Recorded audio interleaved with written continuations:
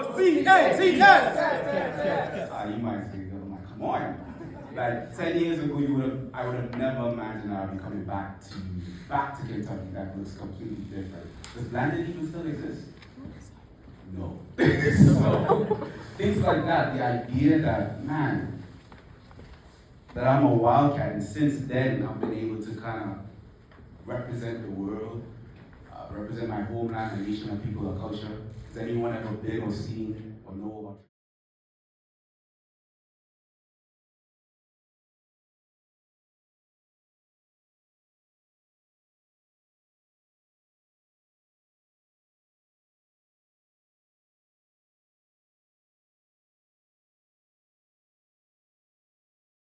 People in the panel that's really tell you how to own your story. In the sport, out the sport, before the sport, and how our fans are engaging.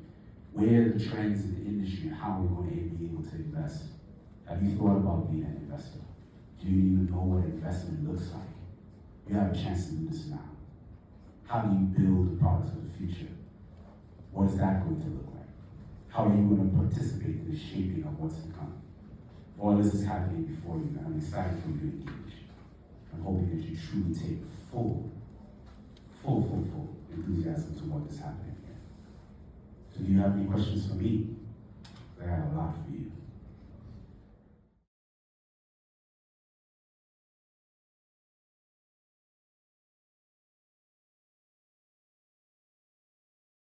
And this is kind of a crude example, but say you're coming off of the freeway and someone is there requesting money. You either ignore them or you probably give them money, but you can't just kind of keep them in the periphery. It's a weird thing because I think we are compelled. Empathy is something that compels us and draws us if we're really paying attention to it. Another thing I think is great, and I go back to the word of truth a lot of times, but in really count others more significant than yourselves. Look at the opportunity in others, not so much in what is your own point of view, but what is the possibility with others. We have a really wonderful design program that I have the joy of being a part of at University of Oregon now for about 13 years, 13 winter terms, adaptive design enabling athletes with disabilities. And the really great thing about it, it gives students an opportunity.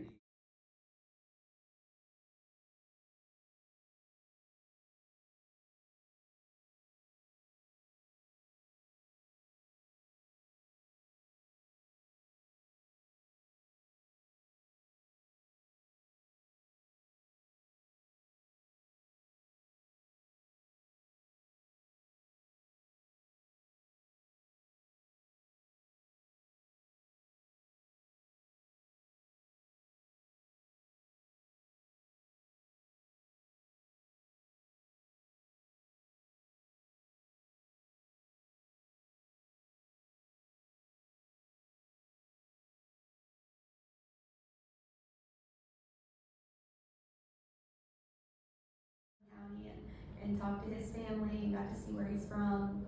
And I also interviewed him for that. And we're piecing that together too. So whether it be kind of long form, short form, and we also do some live production as well, just streaming. So we're radio and digital streaming. I mean, everybody has an iPhone, has laptops. It's a new extension of UK Athletics. It's called UKSM All Access. So we stream all of the coaches shows on there with the head football coach, men's basketball coach, women's basketball coach, baseball coach. We do some of my production there as well. Did that for 10 years and then went to Washington, D.C. and worked for a national show there. And then returned to the area just because I knew ultimately I wanted to kind of be in Lexington long term. And so it was, lucky enough to get on with UK in 2011. First year I was there, went to a national championship in basketball, won that. So that was really cool. But then I oversee a department of about 18 full-time employees and then about 85 student workers.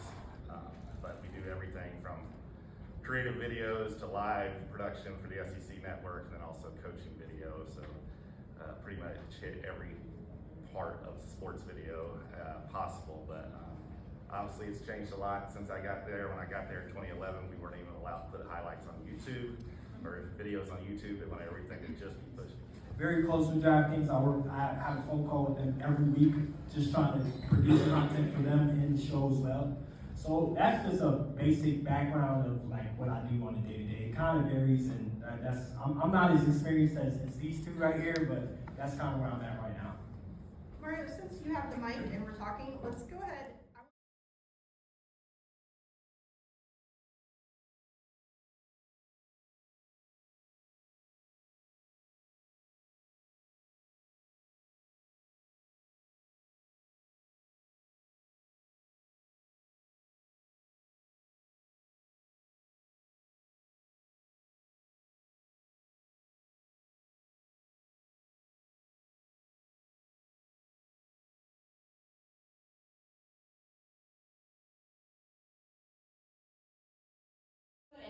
So you can see it's 40% more lightweight than any other option. It fits in any shoe, so it's super comfortable.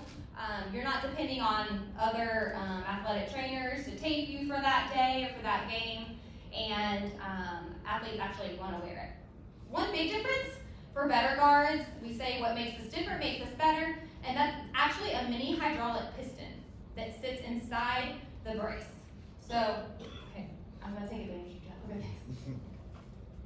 So this is actually what sits inside the brace right here. It has fluid in it that reacts 3 to 4 times faster than your brain can even respond. So full mobility, full range of motion while you're running or cutting or jumping on the court or on the field. So kind of go slow. You can see there's no tension until there's a quick lateral movement. When there's a quick lateral movement, it's pretty much going to mimic the ATFL. So I don't know if you can see it, it's far away. Actually, it was founded out of Auburn University, the Biomechanical Engineering Lab, and the athletic trainer. They had an injury for one of their wide receivers back in 2019. He broke his hand. He needed to wear something light, impact resistant under his receiver glove so he could play. He was their wide receiver one. They needed him. They developed something within a couple of days in their biomechanical engineering lab, and it got covered on ESPN. Holly Rowe talked about it, and then Auburn's business accelerator said, we need to turn this into a company. And that's how ExoArmor was formed. I came in a couple years ago for actual product launch, so actually commercialization. So currently what we really are is a 3D scanning software. So we made software that's really good at capturing lots of detail from the human body on a quick scanner. And then that scanner goes into modeling software that we also created. The modeling software, if they scan somebody at this orientation, but they want to make a brace, for this orientation, they can actually manipulate the joints based on our actual anatomical joints to create and craft. Anything nearly as cool as these guys. But I founded a technology a couple years ago that's in the fan engagement space. So how many people in this room follow players, have favorite players that they follow? Just by the show of hands.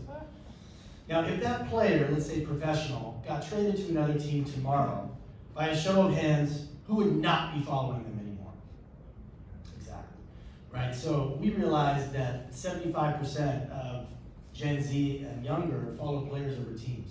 That's because of social media and betting and fantasy and the whole kind of gamut where behavior is taking. And not only that, but you guys aren't sitting in long form games like you used to, and we all got a 3-second attention span these days, right? So we created a fan engagement technology that notifies you when your favorite players are ready to play.